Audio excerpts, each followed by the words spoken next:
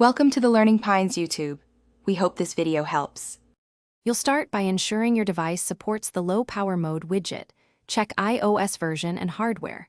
Once done, unlock and navigate to the home screen or Today view where you want the widget.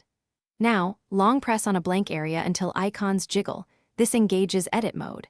Tap the plus button at the top left to open the widgets gallery. You're in the right place to add system widgets, and this step prepares the workspace so the next actions are fast and precise. You'll find the low power mode option under battery or by searching within the widgets gallery.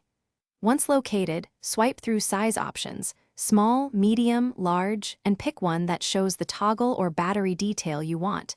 Different sizes present different information. Tap Add Widget to place it on the screen. After it appears, drag to the exact position you prefer, aligning with other icons. Make sure it doesn't overlap. Then tap Done or press the home/swipe up gesture. You can now toggle low power mode directly from the widget. Use it to extend battery life quickly and watch the battery percentage respond. If the widget doesn't appear or functions incorrectly, reboot the device first. This often refreshes system widgets. Make sure iOS is up to date, because outdated software can hide features. If problems persist, reset the home screen layout or review screen time and restrictions that might disable widgets. Contact support only after these steps fail to resolve the issue. Thanks for watching.